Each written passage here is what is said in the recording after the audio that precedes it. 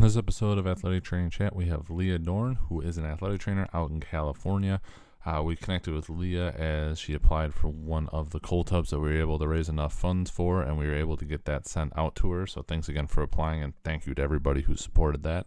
But in all of that, we asked her if she'd like to be on the show, and she obliged, and we are going to talk about non-certified or people that claim that they're athletic trainers in California and what that looks like working out there and what she does to help mitigate some of those things, and also just the challenges that presents with it. We also talk about being a new mom. If you stay around for the whole episode or check it out on video, her adorable baby makes appearance at the end, so please check that out if you need a fix of seeing a baby. But a great episode, really brings to light what things are like in California without licensure. As always, we are powered by Mueller Sports Medicine. Can't thank them enough for everything that they do for us and in support of the profession and just in general, everything for athletic training. So if you have ideas or questions or just want to try some Mueller stuff, reach out to them. They'll get you connected with your local rep and they will take care of you. So without further ado, please enjoy this episode.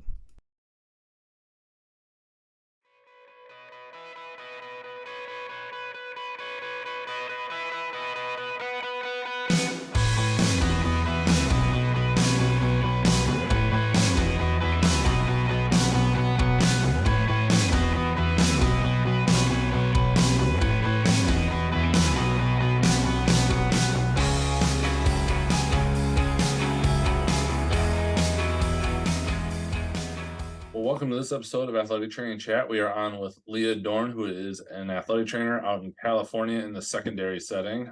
We actually got connected with Leah because through Clinically Fresco, we had put out an application for a couple of cold tubs that we were hoping to give away. She applied and we sent her a cold tub. We will have pictures, probably out by the time this episode comes out, as we were talking offline about just getting, we'll call it just the best appropriate picture, and with all things considered, of that tub. But within that, one of our, we'll say, quote unquote stipulations was if they would have any interest in being on the podcast, and Leah was kind enough to be willing to do so. So we're going to have a conversation today about all kinds of things about AT in California and being a mom in AT.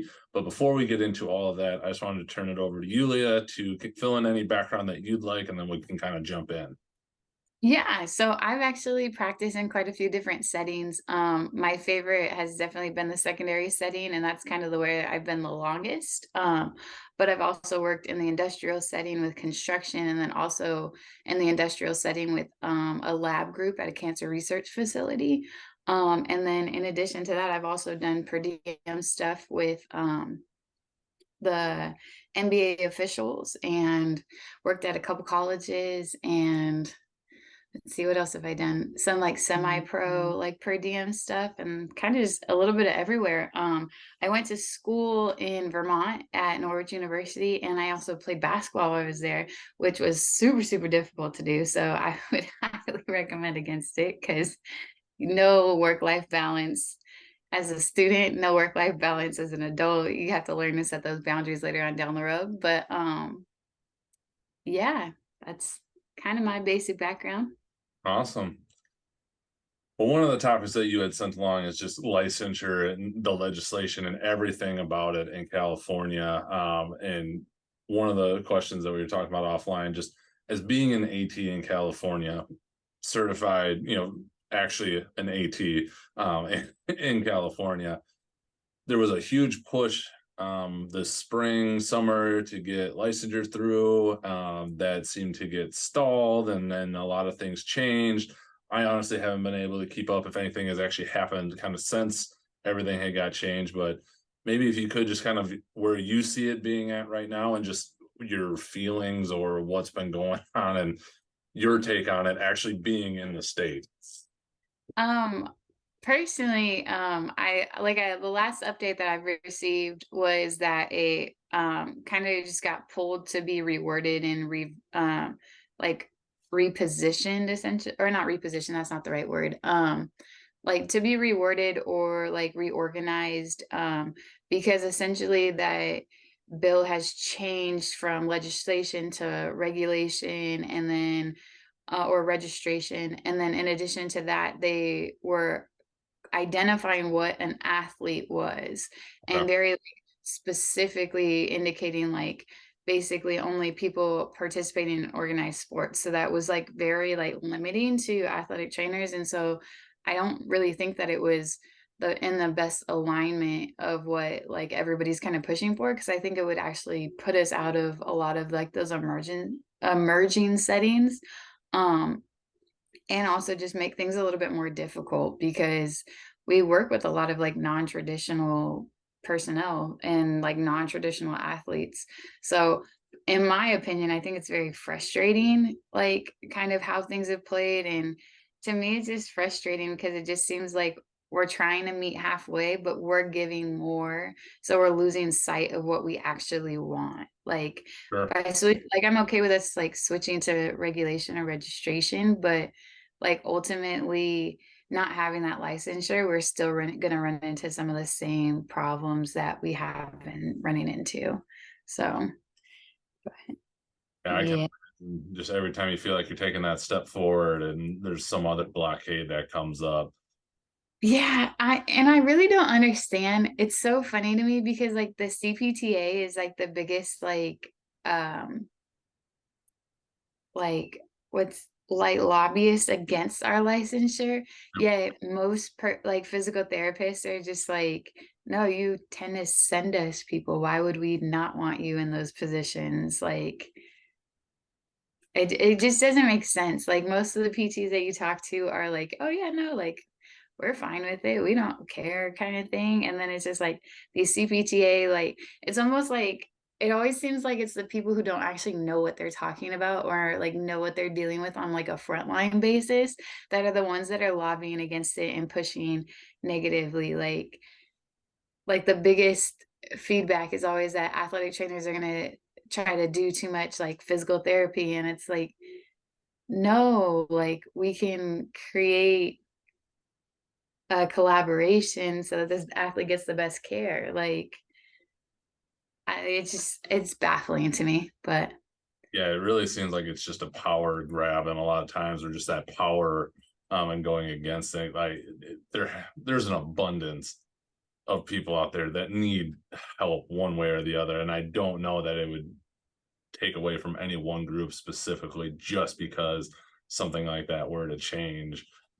Especially with that, especially if it's basically already happening, you're just trying to put it down on paper to help protect people. That part I've never understood. You just well, need. and Oh, go the ahead. sorry, the funny part about it is 49 other states have PTs and ATs working alongside each other, and there's maybe no real issues because there's most states are still maintaining some sort of licensure or registration. Hmm. So why is California like, especially being the strictest state on pretty much almost every other aspect, like labor laws, child labor laws, like workers' compensation, all these other different factors, like the strictest in the world.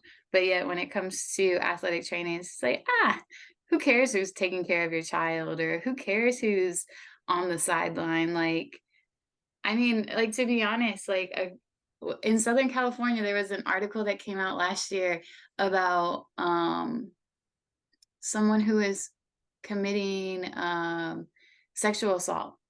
Yep. Um, and it was like advertised all throughout the board that it was an athletic trainer, but realistically, it was an athletic trainer, like In working quotes, the audio as people. like working as like working like some random individual working as an athletic trainer, and so it's just tainting our name. And then in addition to that, like the qualifications, like you just assume that the title comes with some sort of like authority or something like that, so then you're abusing that authority, like, and I don't think like these high schools and really realize like how much liability that they're putting back on themselves because they knowingly hired these individuals. Right. Like it's just so frustrating. That was one of the big topics and questions, and just some of your experiences. I remember those stories. Unfortunately, a couple of them that had come out, but other experiences that you've had being a certified AT and interacting with some of these quote unquote non-certified quote ATs.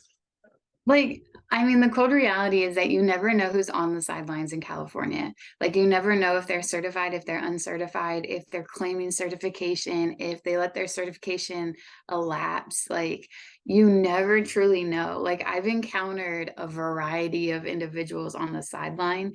And the scary part about it, like, for me personally, as an athletic trainer, like, I want my kids to get the best quality of care, right? I want the student athletes that I work with, like, to receive the highest like care that they can possibly get. And I can't guarantee that if I'm not traveling with them. For example, like during the winter at the high school in California, we have soccer and basketball going at the same time. So if there's a home soccer game, there's a home basketball game most likely, and guys and girls, um, everything under the moon and sun is going on, and there's no way to be at both. There's also like when our home or like when the boys basketball team is home, our girls tend to be away. So like you can't travel with the girls while the boys are playing at home or anything like that. So when the girls are traveling and they go to one of these schools without a certified athletic trainer, you don't know what kind of care they're getting. Half the time it's just putting ice on top of it and be like, "Oh, you're fine." Right. Like, and then you don't find out about it because there's just like that lack of like professional etiquette where they're like giving you, an email or trying to find your contact information. It's like, "Hey, I had someone that I think that they tore their ACL. Like, you might want to check them out or, help them with their long-term care." That never like really happens here, especially in Northern California. I will say like Southern California probably has a jump on all of this because they've had some policies created in their different districts and like have really like set an example for full-time athletic trainers. Okay. But Northern California, it's a hot mess. Like like no, it's awful. I ran into like my first year as a certified working out of high school, because I've been at the same high school for about 7 years. Okay. Um, my first year, I went to a school and I introduced myself because the AT didn't come over, or the quote Oh, AT didn't come over.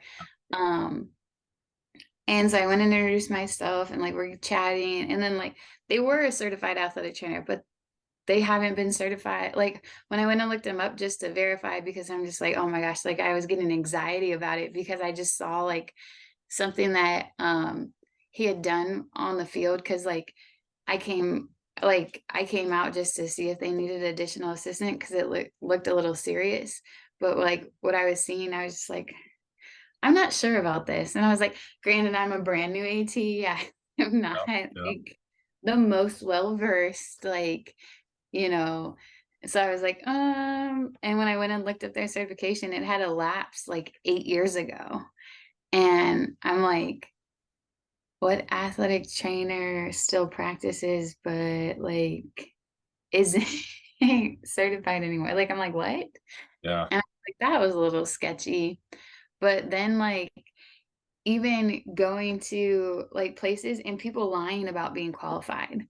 Like, just the other day I had a student who had just graduated high school.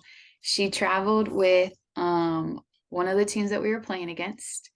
And I went over and introduced myself and I'm like, "Hi, I'm Leah," gave my whole spiel. And so like my rule of thumb is I always ask them like, "Hey, like, are you certified?" And if they say yes, I'm like, "Oh, awesome. Where'd you go to school?" And I had to like develop that strategy because I was like, initially I was believing people, and then I'm like there was a couple of times where I was like, "Ah, that kid, like that person just looks so young." Like, so I started asking that question. And so, for example, this young lady, she's like, "Oh, I went to such and such high school." And I'm like, "Huh?" What, like, okay, so what do you, so then like, what are you certified in? And like, it's like, oh, I'm certified in blah, blah, blah, blah, blah. And I'm certified in taping. And I'm like, how are you certified in taping? And like, and I like, so then I'm like trying to make it more of like an educational aspect where I'm like trying to learn about them Sure. instead of like judging, because I can get pretty sassy, I'm not gonna lie. Um, and when we get into this conversation, I'm like, okay, if anybody goes down on your sideline, like that's one of my athletes or like the athletes at the school that I work at, like please do not offer assistance. Please like stay in your lane. Mhm. Anytime you have a player that goes down, I'm gonna come and offer assistance because like I'm the most qualified person here. If you guys choose to refuse that care, like that is your decision. But from a liability perspective, I'm going to initiate, especially if it becomes an emergency situation, I'm going to take over. And then it's just like, okay, this is awkward. And then it just creates like this tension. And like that tension is just so like I'm stepping on your toes, but reality, like you don't have toes in this circle. Yeah. And so like, oh, that's so frustrating.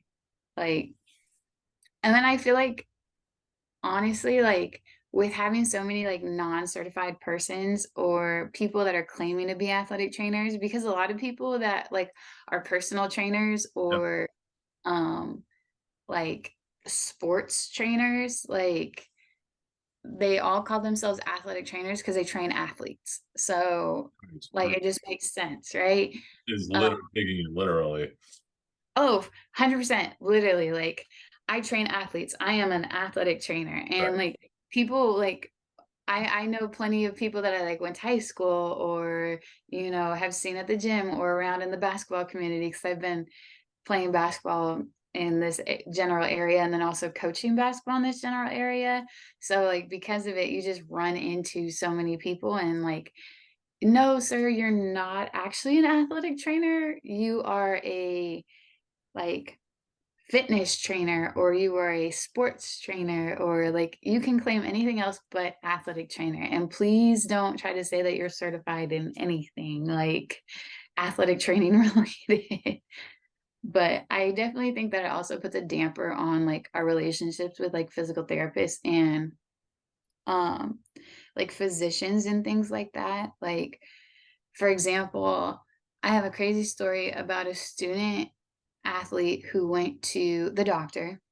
I sent them with a note, and it was like a copy of my soap note, because this athlete went to the doctor for um, what I knew was an ACL, like wholeheartedly, like non-contact injury. You just saw the shift. They went down. You're like, oh my gosh, you have ACL. Yep. Like trust my gut. Like I'm gonna do a Lockman's just to be safe. I'm gonna do an anterior drawer just to be safe. But like I don't think it's there anymore. Right. Like, and they went to the doctor and they got a note said knee sprain, and I'm just like, and what? What is a knee sprain?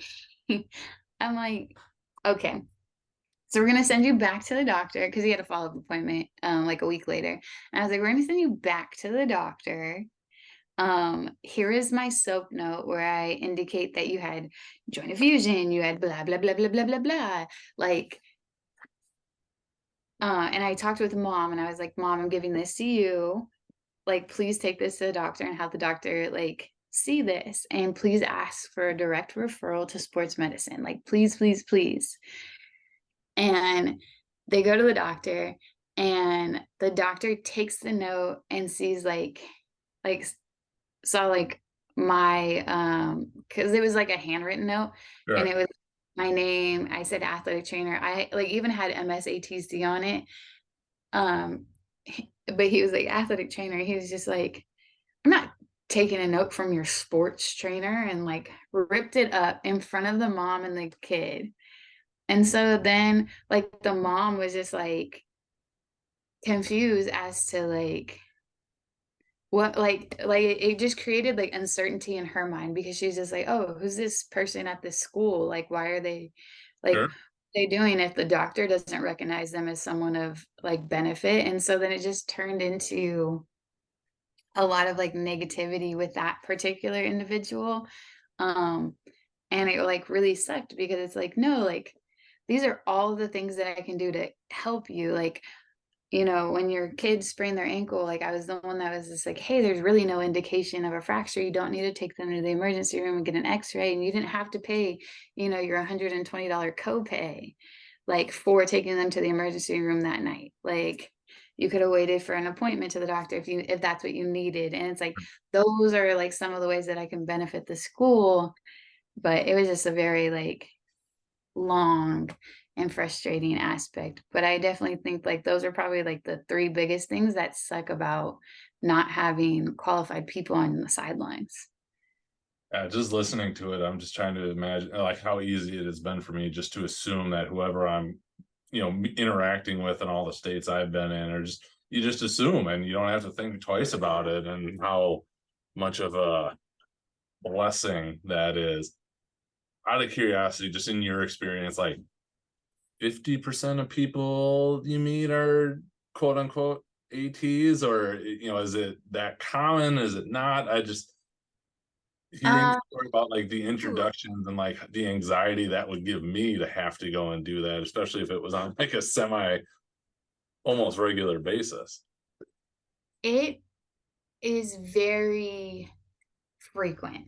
Okay. So, like, for example, when I first started at the high school, the pay was like crud. Like I got paid the same as a coach. And so I was fresh out of school, so I just wanted all the experience I could get. So I started Sure. working at the high school because I was like, I really enjoyed it during my clinical rotation. And I was just like, let me try my hand at this. But I got paid the same as a coach. So I got paid under $10,000 a year, Oof. like for 3 seasons to be there regularly. And I was the only certified person in our district. So out of the 6 schools in our district, I was the only certified. That was the year that there was like the guy that let his certification lapse. Okay. So there was 2 people that had someone on their sideline that claimed to be athletic trainers. So that's 2 out of 6. Okay. Just talking from the evolution of just my district, so just those 6 schools. My second year, it was the same scenario. I think the guy actually quit after football season. So I became the only certified in our district.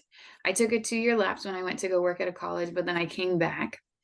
In 2020, when I came back and during the COVID year, there was 3 schools that had athletic trainers, and all of them were qualified because we were using a company that contracted athletic trainers Sure. and could confirm that. Okay. That was 2020. 2021, it was me and another person. We added on a third person eventually, but then they left. And then since then, there had only been 2 certifieds.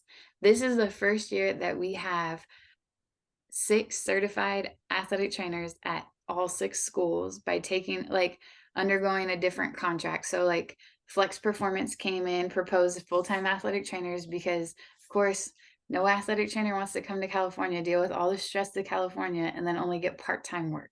Sure. Because originally like the contract was like it was like 1,000 hours for the school year or something like that. So it was like game coverage with a little bit of clinic sprinkled in, Sure. but really like not enough like time and like to provide the best quality of care. Right. And so like this year has been like the first time that we've been fully staffed in the school district. But there's still several schools that employ non-certified persons. So for example, we've had 5 games so far this season. Um, Only one of those games have I had a certified on the other sideline. And Interesting. that was because it was someone who's in our school district who like I work with. Yep. Oh no, hold on, I lied. Don't like I'm sorry, I lied. There's been 2 games. Okay. Well, 40% still not crushing But it. The other game was outside of the like the greater Sacramento area. So our first three games, I believe it was, there was not a certified on the other side, or they were some sort of other certification. So, for example, one was a PT, um, one was a PTA, and then one was a student. So, like, who had just graduated high school and was part of their sports medicine program Sure. and knew how to tape. Yep. So, yeah, it happens pretty frequently. I definitely like I would unfortunately say it's probably more often than not there's a non-certified or nobody on the sideline, um, which is frustrating in itself because when you're providing care for two sidelines and trying to so for example, we had a school that we played last year that I was providing care to both sidelines. I was dealing with one of our injuries on our sideline, and then somebody went down on their sideline. I always give the spiel to the refs too if there's nobody on the sideline. That I'm like, hey, if they ask you for assistance, if they tell their lines judge, can you just shoo me across the field instead of having to walk all the way around? Because I don't have a golf cart at my school, unfortunately. And so it just takes like a really long time. And depending on like how quickly they want them to get in, like someone can go down on the field. And it was just like one of those nights. Like I was running around like a chicken with my head cut off. Like I was here, I was there, I was up there, I was blah, blah, blah, blah, blah, blah, blah, like kind of thing. And so there was a young man that was complaining of vision loss. And I'm just like, oh no, like he got hit in the head and apparently like went back in because he didn't inform any of his coaches Hmm. and then like suffered from vision loss. And I'm like, oh, emergency situation. Like, where's your parents? Are your parents here? Are they not here? Okay, let's call them right now. Like, let's get this taken care of. And I was like, I'm also gonna have you go get checked out by the MTs who are like on standby. Um, but like this is you're going to the doctor, see you later, give me your helmet. I am like, and I what I tend to do is I remove kids face mask if it's on the other team, because I can't guarantee that like if I pull their helmet and I put it underneath my treatment table that they're not going to go and try to steal their helmet. Like I don't have a treatment table on the other sideline, but like No, I I can't got you. Yep. see if I pull a helmet that the coach isn't going to be like, oh, I don't know what an athletic trainer is. I don't know what they do. Like this lady doesn't know what the heck she's talking about and like just gives him his helmet back. Like Right. so with that, I tend to like especially on like the Rydell's, I just like pop them out and I'm like face mask removed. It's like and I hand the face mask to one of the coaches. I was like, this kid can't re-enter because like no referee is gonna let them onto the field without a face mask. So I'm like, here we go. That gives me a little bit of more security, but then I had the mom come, like, because I went and talked to the mom. The mom berated me Oh, geez. because I didn't know what was going on with their son. And like, I was just like, he told me he got hit. I didn't see the hit because it was on your guys' sideline. Like, it happened away from the ball. Like,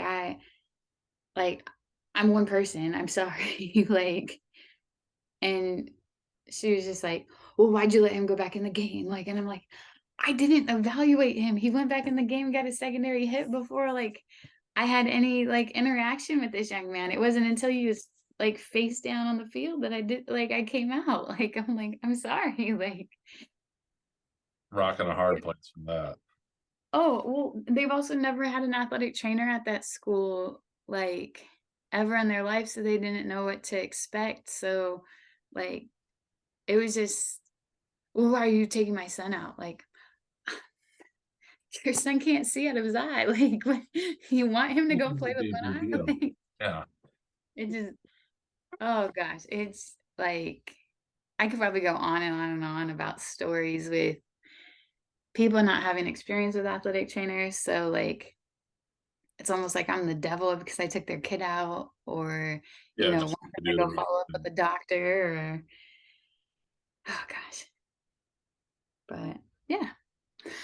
Speaking of the stories, any more that or anything else you want to cover on this? I know you said you could keep going, but I'll leave that kind of up to you if you think. I think you painted kind of the reality of what it's like in California very well, and it is anxiety producing for me, and I'm half a continent away. So, Yeah. I mean, the only other like piece, like I was talking to one of my coworkers, one of the other full times, like, and she was explaining because she went to school in Texas, and okay. she was explaining how like she didn't realize how much she had to do like on the educational aspect of like what she can do and what she's legally able to do. Um, because like when she came from Texas, everybody knows who the athletic trainer is in Texas. Like you can't start a football game without the athletic trainer in Texas. Like, oh, the athletic trainer is getting coffee and they got stuck in the drive-through. Like, we'll hold the game for 10 minutes. Like that, like that was like the joke that we had talked about. But like with that being said, like then she comes to California where, you know, like parents are like trying to dictate care. And unfortunately, you also have like other personnel making medical decisions against authority, like, ads coming in, well, this kid's parents a doctor, and they said that they're fine, and well, Hmm. I'm sorry that your plastic surgery or your dermatology background doesn't actually give you a stake in this game. Like, it's a concussion, like, or Right. it's a, ACL, or it's something else greater. So yeah, and it's not to say like California is a terrible state, because obviously we have Oh, wonderful sunshine and oceans and phenomenal athletes and great people to work with, but it's definitely something that needs to be worked on for sure. yep. And if you're listening and didn't believe that it was needed before in terms of licensure, be thankful that you have it now, depending on what state you're in. One of the other big topic, which is always a big one, is parenting in athletic training, especially being a mom. I know, just obviously I'm not a mom, but in my own experience, just we have a 3 and a 1 year old, and that was a transition period for me as we had our first child of just traditional setting and all the challenges that that brought. And again, that was not being the mom, but mom of an infant from kind of our back and forth. How have you navigated all of this? Biggest challenges, surprises, especially in the secondary setting as a solo? Like I can only imagine. It's definitely been a learning curve for sure. Um, so I have a 7-month-old. He is literally the most active young man I've ever met. Not that I have a ton of experience with babies, of course, That's fair. because this is my first. Um, Actually, prior to having him, I was actually working two jobs. So I was working full time as an occupational health and wellness specialist at a cancer research facility. Oh wow. Um, yeah, I was working from 6 to 2:30, and then I would turn around and work at the secondary school from 3 to whenever sports were done that day. Wow. And while I was pregnant, I actually dialed back a little bit. And I only worked football. I gave them that ultimatum. I was like, hey, you know, I am not interested in being here until 10 o'clock every single night. I will come in and help out with football. I'll be available for football. Like, if I'm there and like one of the other sports gets injured, like I'm more than happy to provide assistance, but I just can't like draw myself that way. And like in addition to that, like, I had doctor's appointments, ultrasounds, and like other random things that were going on. So I'm like, if I feel like absolute crud, like I can just decide not to come in that day. Like, because there's nothing that's like really like tying me there. Um, so like with that being said, like I did that up until what, almost 20 8 weeks. So we had a playoff run for football, so we didn't finish until right around, yeah, something like that. I'm sorry. I Oh, can't you're good. recall. It's been a long time since it feels like, even though it's also feels like it was just yesterday. But yeah, so I did that all throughout like the football season. I was working while pregnant, and um that itself was pretty difficult. Like Imagine. morning sickness at a football game, like I had to apologize to one of my coaches because he kept trying to come and talk to me, and he had just eaten like a roast beef sandwich with like pepperoncinis or something like that, and it made me sick to my stomach. Like I was like 10 seconds away from puking. And every time he came up to me, I was just like, "Hey, I can't talk to you right now. Can you give us some time?" And just like kept trying to come up and like kept like wheezing to talk to me, and I was like, "If you don't leave me right now, I'm going to throw up on this field, please." Right. And like I got really sassy because it probably happened like 5 times, but like dealing with morning sickness was pretty rough. Even though morning sickness never happens in the morning, which everybody My wife lies. had it both ways. It was morning for one, and then it was definitely like dinner on for the other. Yeah, it was. There's so many things about being pregnant that people don't tell you about till you become pregnant, which was eye-opening to me. But like in addition to that, I just had some like I have some really great football coaches that made it super easy. So for example, um, one of the coaches like would not let me lift a single thing, like at all whatsoever. I couldn't bring down my kit. I couldn't bring down waters. I couldn't carry the 6 pack of water bottles. Like at all. Like, if he saw me carrying something, he lit into his whole entire team and was just like, "Miss Leah doesn't carry anything. Miss Leah doesn't carry anything." And so I actually go by Miss Leah at the high school because my mother-in-law is Miss Dorn and she's been around that community coaching basketball forever. So Ah, it's like super weird for me. sure, And I used to just go by Leah because I'm content with just being called by my first name because I didn't like think that it's that important to get like some sort of like sure. rename. But one of the athletes a couple years ago felt super uncomfortable calling me just by my name because I was a person of authority, and so started calling me Miss Leah, and then it just caught on. There you go. Even parents call me Miss Leah. It's so funny. Um, but sorry for that little side tangent. But yeah, and then uh, outside of that, like my coaches were just like super accommodating. So like for example, for team meals or like all of our coaches get together after Friday night football games, and they tend to invite me to that as well. Um, if they were making food because I had a food aversion to red meat, couldn't eat it, couldn't be around it, kind of thing.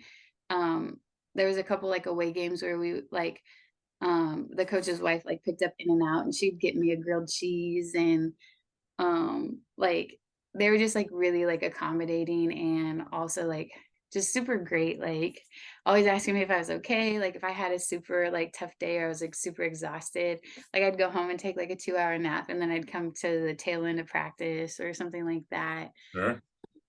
So it was really great from that aspect. I also have like a really good admin group at the school that I work at, so it was fairly easy.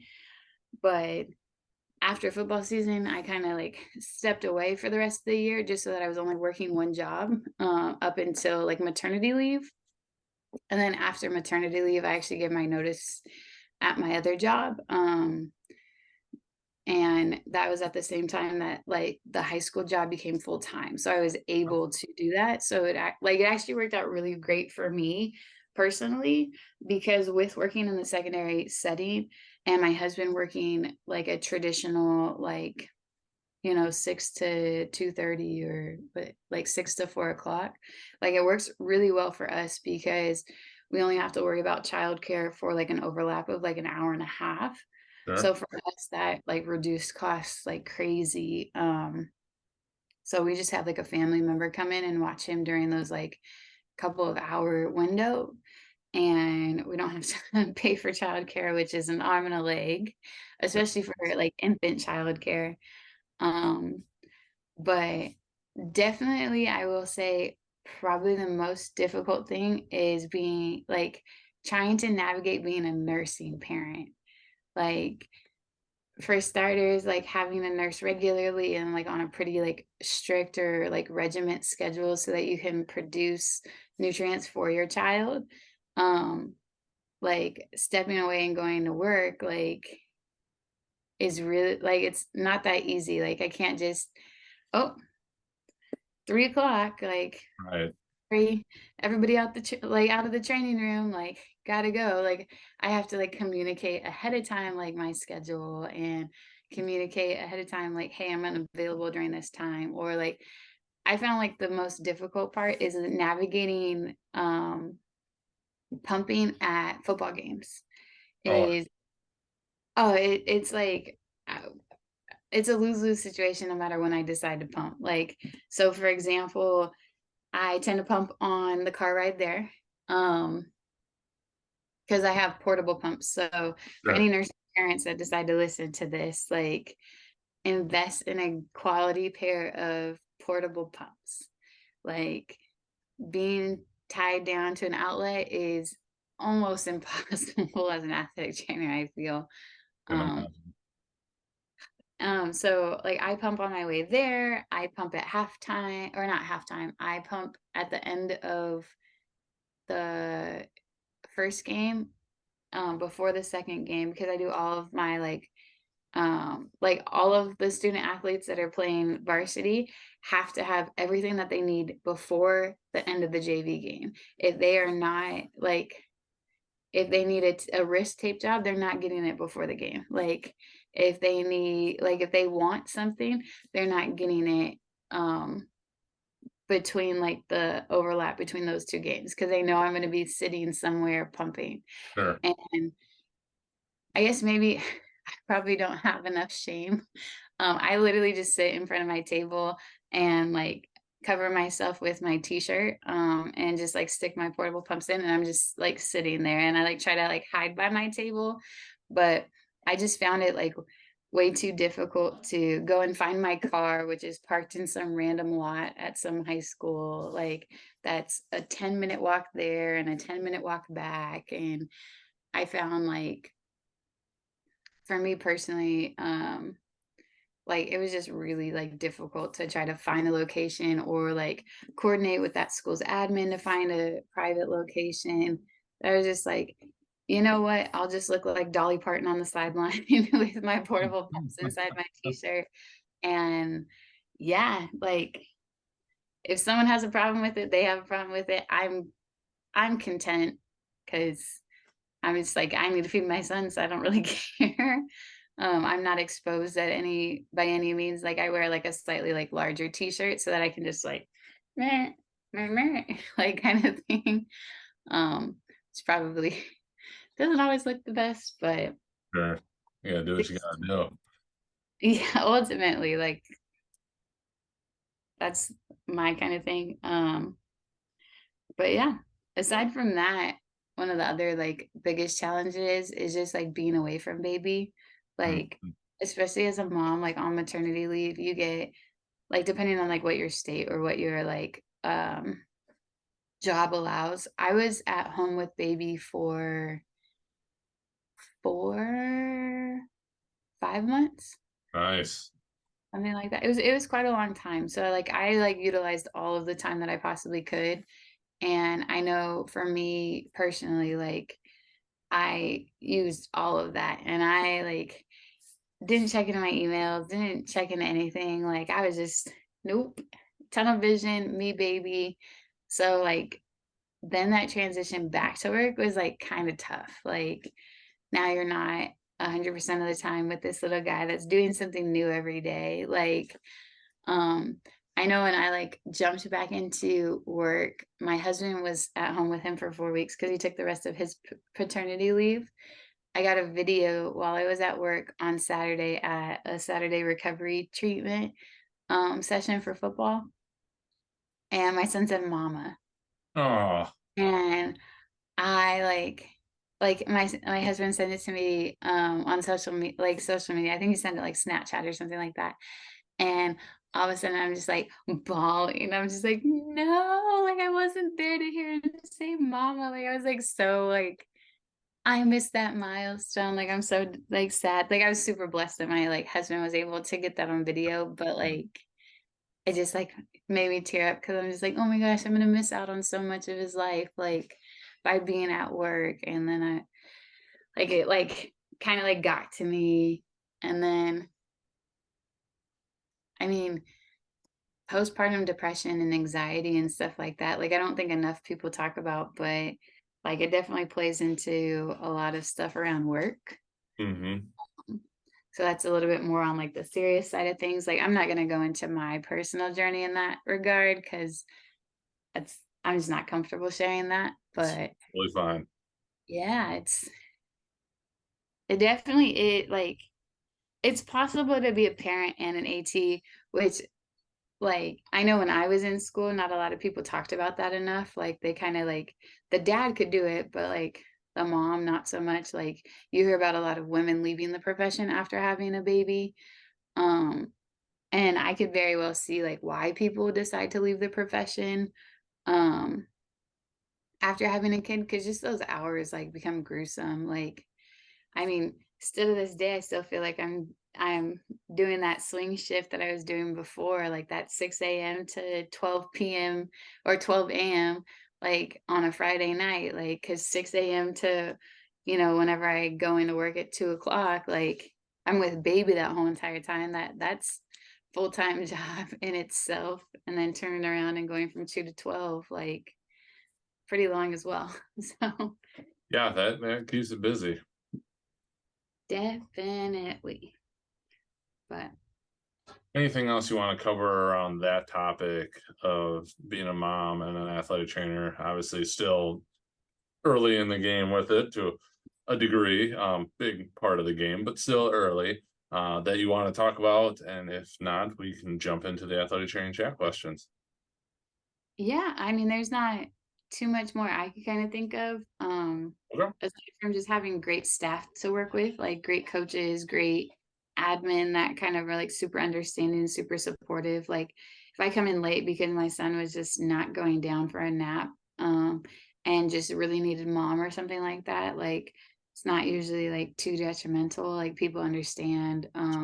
If I choose not to come in on a Saturday because I want to go to my son's like swim classes, or stuff like that, like they're like pretty understanding and allow that. So yeah. That's awesome. I'm glad you're able to set some of those boundaries. First question is, where do you see athletic training going in the next 5 to 10 years? Ooh, that's a great question. I'm hoping that athletic training like expands the more that people like actually start to see these like news and media outlets covering different things, like especially in California, for example. Like we have a high school in our area that a freshman's mom um reached out to and was outraged that her son's high school didn't have an athletic trainer for football. um and so I'm hoping that like more of those stories start to get covered. Unfortunately, like those major injuries I think are going to be like those bigger learners. So like that Damar Hamlin situation, like Bronny James at USC, like those types of situations. Like I think if those continue to get coverage, like that's going to be the biggest push for athletic trainers in California, and hopefully our biggest advocate. But I also see a lot of evolution on the emergency practice, or like the emerging practice setting, like the industrial, stepping into different roles with different companies. Like just that expansion, I really see like that it seems to be a very highlighted field right now just because of how much it offers for work-life balance. Absolutely. What advice would you go back and give yourself as a younger athletic trainer? And if you could kind of set when that would be? I would probably tell myself as a younger athletic trainer, it's okay to be wrong or it's okay to not know. Like, I feel like when I was fresh out of school, I was just like, I have to get this diagnosis. I have to know what's wrong with this person. Like, and I have to know now, right when the injury happened. Like, I can't wait. Like, if I wait, like I'll have issues. And so, like, telling myself as a younger athletic trainer, like, it's okay to be wrong. It's okay not to know. It's okay to refer, like, those types of things, I would definitely tell myself, and I'd probably tell myself within, like, the first 3 years of being an athletic trainer. I mean, I've only been practicing since 2016, so that's what, like, 7 Sure. years? I think Yep. it's 7 years.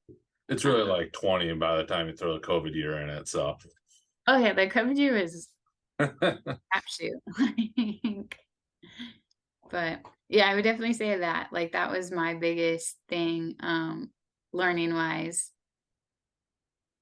no, I think and that's a great one, and definitely a lot of people would go back and probably have that same advice. yeah. What has been the most influential resource you have found in your career? Honestly, for me personally, it's just been, like, people. So, like, when I was working at the high school initially, I was also working part-time at a college, just, like, helping out with, like, rehab hours so that they were able to give more opportunities for their student athletes. Um, and I really, like, relied on some of, like, the veteran ATs there, like, "Oh, man, I don't know what's going on here," or, "I don't know how to tackle this situation." And, like, even things that, like, you just didn't get to see in your undergrad, like, tackling those conversation with the coaches or tackling, um, like, damages to interpersonal, like, relationships or, you know, wearing the hat and not getting trampled over, or being, like, a female in, like, a male-dominated world, essentially, like, how to hold your ground and things like that. And then also, like, the different avenues that we have to communicate with people, like, using, like, Twitter or social media, like, with Instagram or something like that to contact people. I mean, personally, like, I think AT Twitter has some advantages. Sometimes they get a little stir crazy in their negativity of things. But overall, like, there's some really amazing things that people put out, like, when people are sharing, and I love the athletic trainers that don't gatekeep, that are like, "Hey, I do this, and I found that this is really working, and everybody that I talk to really loves this, like, try this out." Um, like Zach, like, has, like, a shin splint, Yep. like, rehab protocol that he's shared, and I know so many people that have utilized it. I mean, I've utilized it. Like, in addition to that, even, like, PTs or, like, physicians that hop on TikTok and are showing, like, rehab exercises, and I'm like, "Oh my gosh, like, I Absolutely. completely have forgot about that one." Like, Right. Spanish squats, okay, sure, like, that sounds great, like, kinda thing. So, I have that's a whole personally, like, folder of those saved videos. I'm like, "Oh, need to remember that one." yes. Pretty much all of, like, my Twitter bookmarks and my, TikTok bookmarks have been, like, videos that I'm like, "Yes," like, "I'm gonna share this specific video with this student athlete because this would Yep. just satisfy everything." And when I'm not there supervising their home exercise program, because as secondary school athletic trainers, like, you really don't have time to, like, walk people through, like, their rehab every day or every other day. At least I haven't found the Sure. ability to do that. Um, and I mean, I see on average, I think it's like 17 kids a day. So, like, I don't have the time to do that. So I send them with home exercise programs. So, like, having videos of somebody doing it is just like one of the best blessings. So, like, I know that's what I utilize. Those are both common ones that we hear, and for good reason. As an AT in your role, how do you take care of yourself? Ooh, I'm gonna be completely transparent here. I Oh, do we have a baby feature? Ooh.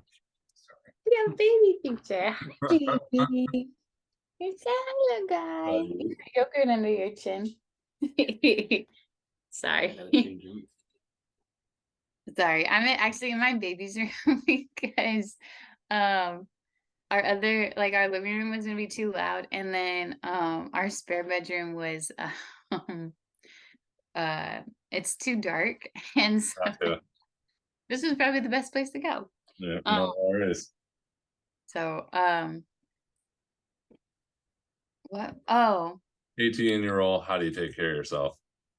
I'll be honest, I'm still like, to be completely transparent, I'm still trying to figure that part out.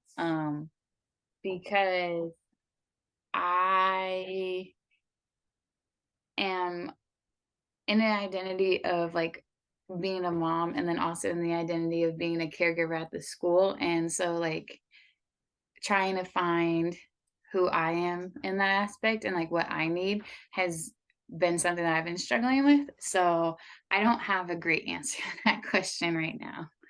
Perfect. Because That's the it first used time I've had that answer, so I think that's important for people to hear. oh, well, that's good. So no If worries, I'm not having that.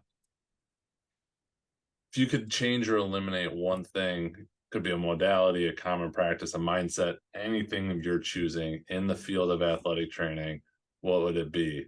Looks like you might have something. I don't, there's so many like pet peeves that Sure. it's hard to pick one. Like personally, I hate the professionalism, like outfit look Okay. thing. Yeah. You have to wear khakis and a polo. Like as a woman, like I don't know if other women have this problem, but I know I have this problem. Polos just don't look appealing. They're not comfortable. They're loose. They're offsetting. I don't like a polo all the way up to my neck. Mm, Like me neither. with that being said, like you tend to like unbutton it a little bit, and if you're bent over taping or something like that, you still have the fear that someone's looking down your shirt. So Sure. then you have to wear an undershirt, but it's 95 degrees at a football game here in California. I don't want to wear an undershirt and like a polo at the same time because then I'm just profusely sweating, and like it's just like for me personally, I just don't care for it. I don't understand the big push for khakis because khakis are very light colored. So if you accidentally sit in something or if they get wet because you're filling up water bottles or something like that, you just see it all the time. I'm definitely like on like the black pants Sure. spectrum, Sure. but like I know that's probably one of my big pet peeves. And then like the other one is just like kind of like that old school mindset, like if you're injured, you sit out. When you're better, you play, like kind Yeah. of thing. Like I really like to meet someone where they're at because I just feel like there's a lot better engagement. Um, like I'm very much like on the motion is lotion, movement is medicine like philosophy. So if I have a kid with an ankle sprain, but they can run straight lines, like why can't they jump into early outs where all they're doing is a go route over the top? Or you know, why can't they push the sled around because straight lines aren't the issues? Like that's like I like to accommodate so people still feel like they're involved. Because personally, like if I'm like out of the sideline at practice, like I don't like 15 kids just standing around with me. Like you come over, you do your 5 exercises because we're gonna do exercises while you're not doing something on the field. Um, but I know for like me personally, like I'm like, let's get you into some things, not all the things. As long as you're like able to, of course. Yes. Like if someone has a clavicle fracture, I'm not gonna have them out there trying to catch balls or throw or something like that. But I have no problem if someone has like a mild like ankle sprain that we're able to you know, get them walking up and down the sideline or like stuff like that. Um, so I definitely say those would probably be my two. I know you only asked for one, but those would probably Oh, be my that's two. not. Those are both good ones. Last question then. What does being an athletic trainer mean to you?